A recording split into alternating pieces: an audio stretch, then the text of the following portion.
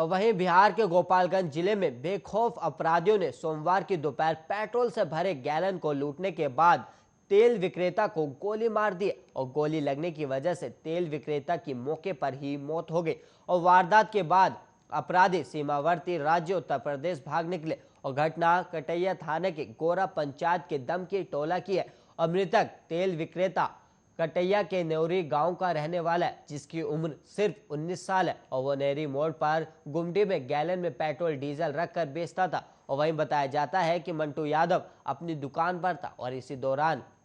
Bike पर सवार 3 युवक तेल लेने पहुंचे और बाइक में तेल भरवाने के बाद वो पेट्रोल से भरे गैलन लूटकर गोरा की तरफ भागने लगे और तेल विक्रेता ने भाग रहे लुटेरे का बाइक से चिल्लाते हुए पीछा शुरू कर दिया। ऐसे में मोड़ से करीब 4 किलोमीटर दूर दम की मोड़ के पास अपराधियों ने पकड़े जाने की डर से गोली चला दी।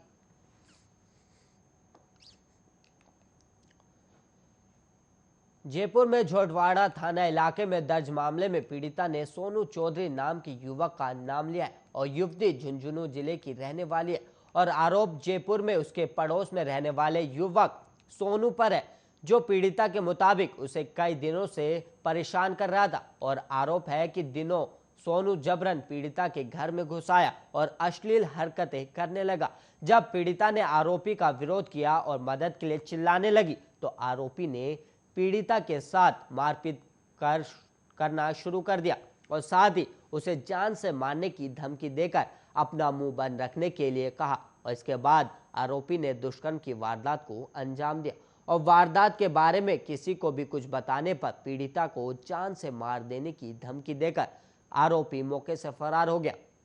और आरोपी की धमकी से डरकर पीड़िता ने कई दिनों तक वारदात के बारे में किसी को कुछ भी नहीं कहा। लेकिन पीड़िता के व्यवहार में हुए बदलाव के चलते जब परिवार के सदस्यों ने उससे बात की तब आप बीती बताई गई और इसके बाद पीड़िता ने झोटवाड़ा थाने पहुंचकर सोनू चौधरी के खिलाफ दुष्कर्म का मामला दर्ज करवाया और फिलहाल पुलिस ने प्रकरण दर्ज कर आरोपी की तलाश शुरू कर दी।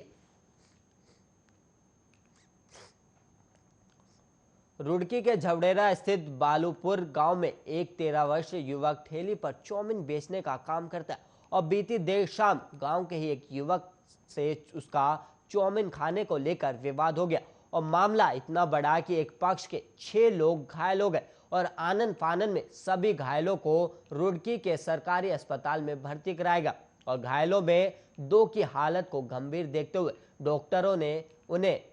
हायर सेंटर रेफर कर दिया। और वहीं आपको बता दें कि झवड़ेरा थाना क्षेत्र के बालूपुर गांव निवासी दलवीर के और 13 वर्षीय चौमिन और मोमोज बेचने का कार्य करता था और बीती देर शाम गांव का ही प्रवीण नामक युवक अपने दोस्तों के साथ चौमिन खाने के लिए पहुंचा, जहां मोहित ने चौमिन खत्म होने की बात कही और मोहित की इस बात से नाराज प्रवीण और उसके साथियों ने मोहित से मारपीट शुरू कर दी और बीच बचाव करने आए मोहित के दादा, चाचा और चाची, ताई और उनका बेटा और एक और चाची के ऊपर लाठी डंडों से हमला कर दिया गया और थोड़ी ही देर में विवाद इतना बढ़ गया कि प्रवीण पक्ष के 1 दर्जन लोगों ने मोहित के परिजनों के ऊपर लाठी डंडों से हमला कर दिया और इस हमले में करीब 6 लोग घायल हो गए, जिनमें से 2 की हालत गंभीर बताई जा रही और डॉक्टरों ने हायर सेंटर के लिए रेफर कर दिया है।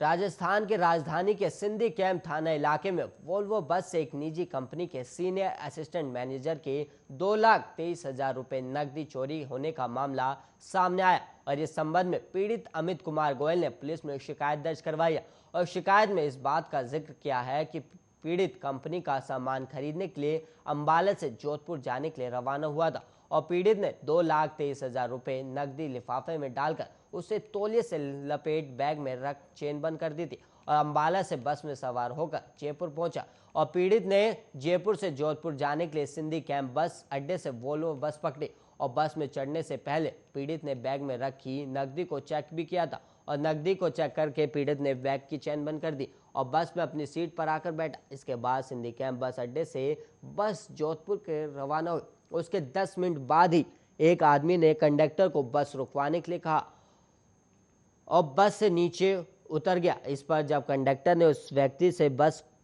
से नीचे उतरने का कारण पूछा तो व्यक्ति ने भूल से गलत बस में चढ़ने की बात कही और इस पर कंडक्टर को शक हुआ और उसने बस में सवार सभी सवारियों को उनका सामान चेक करने के लिए कहा। और इस पर जब पीड़ित अमित कुमार गोयल ने अपना बैग चेक किया तो बैग में रखी रकम गायब थी और जिसके बाद पीड़ित ने कंडक्टर को जानकारी दी और इसके बाद कंडक्टर ने बस से नीचे उतरे व्यक्ति की तलाशी ली, लेकिन उसके पास से नकदी बरामद नहीं हुई और पीड़ित ने सिंधी कैंप थाने पहुंचकर अज्ञात व्यक्ति के खिलाफ पैसे चुराने का मामला दर्ज करवाया। फिलहाल पुलिस ने प्रकरण दर्ज कर जांच करना शुरू कर दिया और साथ ही बस से नीचे उतरे संदिग्ध व्यक्ति से पूछताछ भी की जा रही है।